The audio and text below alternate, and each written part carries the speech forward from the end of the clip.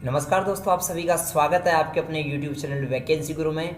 दोस्तों, जैसा कि आपको पता है कि अब एग्ज़ाम बहुत ज़्यादा नज़दीक है और हमारी तैयारी बेहद कमज़ोर है, तो बिना घबराए हुए अपनी तैयारी को मजबूत बनाने के लिए बने रहिए वीडियोस पर। और इस वीडियो को कंप्लीट देखने के बाद आपको मालूम चल जाएगा कि आपकी तैयारी कैसी क्या है, आपको कितनी और ज़्यादा तैयारी करनी है। तो दोस्तों, बिल्कुल बिना वक्त गवाए हम स्टार्ट कर देते हैं आज के अपने वीडियो को। इससे पहले मैं आपको कहना चाहूँगा कि आप लोग पूरा वीडियो देखें और कमेंट करके ये बताएं कि कितने % इस वीडियो में सही हो रहे हैं, और अगर अच्छा लगे तो लाइक ज़रूर करके जाना। क्वेश्चन नंबर 1, दुनिया का प्रथम स्वचालित कंप्यूटर कौन सा है? दुनिया का प्रथम स्वचालित कंप्यूटर कौन सा है, यानी ऑटोमेटिक कंप्यूटर कौन सा है? ऑप्शन है एनियक, यूनिवेक, सुपर कंप्यूटर और माइक्रो कंप्यूटर। दोस्तों, इसका सही जवाब जो है वो है आपका यूनिवेक। यूनिवेक दुनिया का सबसे पहला स्वचालित यानी ऑटोमेटिक कंप्यूटर है, और यूनिवेक का पूरा नाम यूनिवर्सल ऑटोमेटिक कंप्यूटर होता है। आगे हम चलते हैं प्रश्न नंबर 2 में। कंप्यूटर में वह इलेक्ट्रॉनिक स्थान जहां डेटा, सूचना एवं प्रोग्राम संग्रहित होते हैं।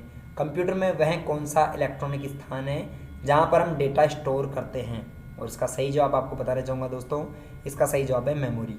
क्योंकि हम जो भी कोई डेटा सेव करना चाहते हैं वो मेमोरी में सेव करते हैं, अर्थात प्रश्न नंबर 2 में ऑप्शन बी सही है।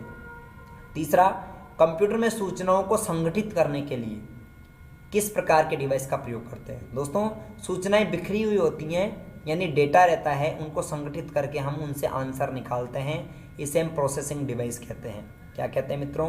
प्रोसेसिंग डिवाइस कहते हैं। तो याद रखना, इसका सही जवाब ऑप्शन सी रहेगा, प्रोसेसिंग डिवाइस। ठीक है, आगे हम चलते हैं अगले प्रश्न पे। चौथा प्रश्न देखिए, कंप्यूटर के विकास क्रम की कुल कितनी पीढ़ियाँ होती हैं? कंप्यूटर के विकास क्रम की कुल कितनी पीढ़ियाँ हैं? 3, 4, 6 या फिर 5? दोस्तों, कंप्यूटर के विकास क्रम की टोटल 5 पीढ़ियाँ हैं। टोटल कितनी पीढ़ियाँ हैं? 5 पीढ़ियाँ। ठीक है, अभी वर्तमान में कौन सी पीढ़ी चल रही है? कंप्यूटर की 5वीं पीढ़ी चल रही है, तो आपको ये याद रखना चाहिए। आगे हम चलते हैं प्रश्न नंबर 5 में। कंप्यूटर की प्रथम पीढ़ी में कौन सा कंपनी प्रयोग में लिया गया था? यहाँ पर कौन सा कंपनी नहीं है, कौन सा कंपोनेंट काम में लिया गया था, ये आपको ध्यान रखना है कि जब कंप्यूटर की पहली जनरेशन आई थी तो उसमें कौन सा कंपोनेंट काम में लिया गया था, ये आपको ध्यान में रखना है। मित्रों, मैं आपको बताना चाहूँगा कि कंप्यूटर की पहली पीढ़ी के अंदर वैक्यूम ट्यूब कंपोनेंट काम में लिया गया था। ऑप्शन ए इसका सही जवाब है, वैक्यूम ट्यूब। कंप्यूटर की पहली पीढ़ी में वैक्यूम ट्यूब काम में लिया गया था, यह बात आपको ध्यान में रखना है। प्रश्न नंबर 6 देखिए, माइक्रोसॉफ्ट विंडोज़ का प्रयोग कौन सी पीढ़ी में हुआ था? माइक्रोसॉफ्ट विंडोज़ जो है इसका प्रयोग कौन सी पीढ़ी में हुआ था, ये आपको बताना है। दोस्तों, माइक्रोसॉफ्ट विंडोज़ का प्रयोग, माइक्रोसॉफ्ट की जो विंडोज़ है वो भी चौथी पीढ़ी में ही आई थी, लॉन्च हुई थी। मतलब अगर हम बात करें एमएस डोस की, एमएस डोस है ना, और अगर हम विंडोज़ की बात करें तो विंडोज़ 5वीं पीढ़ी में आई थी, जो वर्तमान में पीढ़ी चल रही है। पर केवल एमएस डोस, अब यहाँ पर पूछ रहा है कि माइक्रोसॉफ्ट में जो है विंडोज़ कौन सी पीढ़ी में है, तो आपको 5वीं पीढ़ी जवाब देना है। बल्कि एमएस डोस में जो आया था वो चौथी पीढ़ी के अंदर आ गया था, तो आपको प्रश्न नंबर 6 में जवाब देना 5वीं पीढ़ी।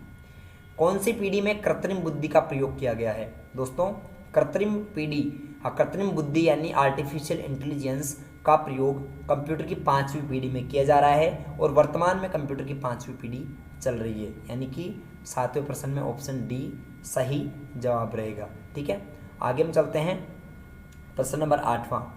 कंप्यूटर में प्रयुक्त होने वाली आईसी चिप जो होती है वो कौन से पदार्थ की बनी होती है? कंप्यूटर में काम में ली जाने वाली जो आईसी चिप होती है दोस्तों, वो सिलिकॉन की बनी होती हैं। किसकी बनी होती हैं? सिलिकॉन की। यह बात आपको ध्यान रखनी है कि आईसी चिप सिलिकॉन की बनी होती हैं। प्रश्न नंबर 9 देखिए, कौन सी कंप्यूटर की विशेषता है? इनमें से कंप्यूटर की विशेषता कौन सी हैं? कुछ विशेषताएं यहाँ पर दी गई हैं, जिनमें से आपको एक विशेषता पहचाननी है कि कंप्यूटर कौन सी विशेषता है। गति, सार्वभौमिकता, कर्मठता एवं परिशुद्धता, या उपरोक्त सभी? और इसका सही जवाब है दोस्तों उपरोक्त सभी, ये इसका सही जवाब है। मतलब कंप्यूटर की विशेषताएं गति भी होती हैं, शुद्धता होती है, सार्वभौमिकता होती है, कर्मठता और परिशुद्धता होती है। इसका मतलब सही जवाब ऑप्शन डी है।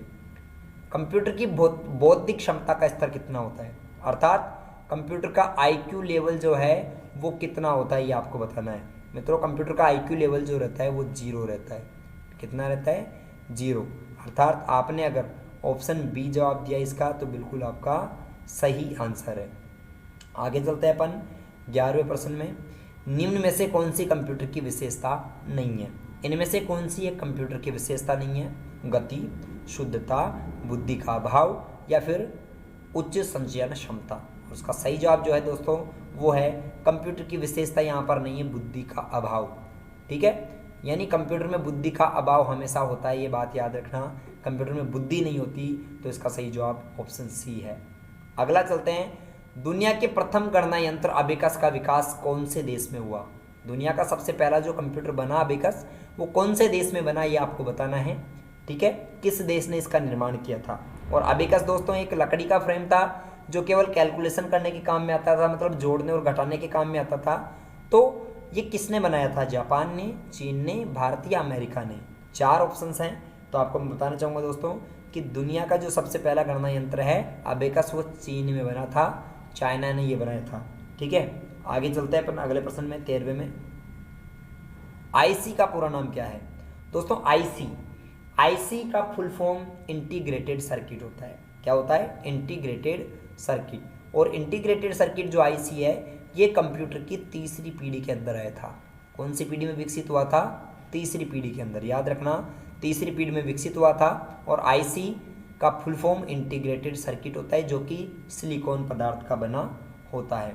आगे चलते हैं अपन प्रश्न नंबर 14 में। भारत का प्रथम कंप्यूटरीकृत डाकघर कहाँ है? यानी भारत का सबसे पहला कंप्यूटरीकृत डाकघर कहाँ पर खोला गया था?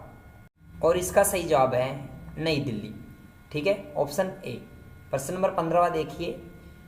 15वां प्रश्न है, मेमोरी पद निम्न में से किसके लिए प्रयुक्त होता है?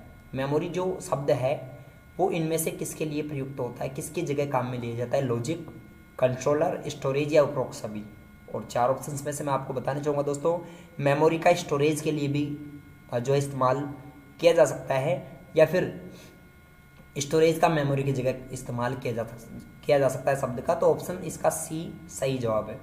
आगे हम चलते हैं अगले प्रश्न पे 16वां। निम्न में से कौन सा सॉफ्टवेयर का उदाहरण नहीं है?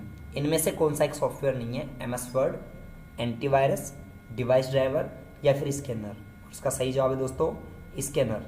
ठीक है, स्कैनर जो है वो एक हार्डवेयर होता है। स्कैनर क्या है दोस्तों? हार्डवेयर है, एक सॉफ्टवेयर नहीं है। अर्थात स्कैनर इसका सही जवाब है। बाकी एमएस वर्ड, एंटीवायरस और डिवाइस ड्राइवर तीनों ही आपके सॉफ्टवेयर के उदाहरण हैं। 17वां देखिए आगे प्रश्न। निम्न में से कौन से सॉफ्टवेयर के प्रकार हैं? इनमें से कौन सा एक सॉफ्टवेयर का प्रकार है? System software, application software, utility software या उपरोक्त सभी? दोस्तों सॉफ्टवेयर के सभी प्रकार होते हैं। सिस्टम सॉफ्टवेयर भी होता है, एप्लीकेशन सॉफ्टवेयर भी होता है, यूटिलिटी सॉफ्टवेयर भी होता है। अर्थात ऑप्शन डी इसका सही जवाब है। ठीक है, मतलब तीनों प्रकार के यहाँ पर सॉफ्टवेयर होते हैं। आगे, कंप्यूटर सिस्टम का भाग जिसमें प्रोग्राम या अनुदेश शामिल होते हैं क्या कहलाता है?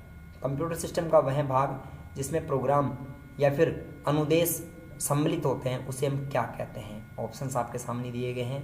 ऑप्शंस क्या क्या हैं देखिए, सॉफ्टवेयर, हार्डवेयर, डेटा या मेमोरी। ठीक है, जिसमें प्रोग्राम या अनुदेश शामिल होते हैं क्या कहलाता है? इसका सही जवाब है दोस्तों option a software. Computer system का वह भाग जिसमें पहले से ही क्या दिए होते हैं, कुछ भी आदेश निर्देश तय किए जाते हैं उसे हम क्या कहते हैं मित्रों? उसे हम सॉफ्टवेयर कहते हैं। अर्थात यहाँ पर इसका सही जवाब क्या रहेगा? यहाँ पर इसका सही जवाब जो रहेगा वो रहेगा सॉफ्टवेयर। जिन विद्यार्थियों ने जवाब दिया उनका बिल्कुल सही आंसर है। आगे हम चलते हैं अगले प्रश्न पे। नेक्स्ट प्रश्न देखिए, सॉफ्टवेयर का प्राथमिक उद्देश्य क्या है? सॉफ्टवेयर का प्राथमिक उद्देश्य क्या है? हार्डवेयर को पहचान करना, हार्डवेयर की मरम्मत करना, डेटा को सूचना में बदलना या उपरोक्त में से कोई नहीं? बिल्कुल इजी सा प्रश्न है, आप लोग बता सकते हैं इसका जवाब। मैं आपको बताना चाहूँगा दोस्तों कि सॉफ्टवेयर का प्राथमिक उद्देश्य ही यूजर की आवश्यकता को पूरा करना है। क्या है? यूजर की आवश्यकता को पूरा करना। मतलब यूजर की आवश्यकता क्या है उसको पूरा करना सॉफ्टवेयर का उद्देश्य होता है। अब आप एक बात देखिए कि यूजर की आवश्यकता क्या हो सकती है? यूजर की आवश्यकता हो सकती है डेटा को सूचना में बदलना। तो 19वें का सही जवाब क्या रहेगा? डेटा को सूचना में बदलना, क्योंकि यूजर चाहता है डेटा सूचना में बदल जाए। यूजर चाहता है कि 5 और 5 10 बन जाए, तो यही उसकी विशेषता है। तो सॉफ्टवेयर का प्राथमिक उद्देश्य डेटा को सूचना में बदलना होता है। प्रश्न नंबर 20वां प्रश्न क्या है, देखिए सामने। ऐसा सॉफ्टवेयर जो अन्य सभी सॉफ्टवेयर्स को का आधार होता है, यानी ऐसा सॉफ्टवेयर कौन सा है जो जितने भी सॉफ्टवेयर्स होते हैं उन सब का आधार है, मतलब उन सबको चलाने के लिए ये सॉफ्टवेयर की आवश्यकता होती है।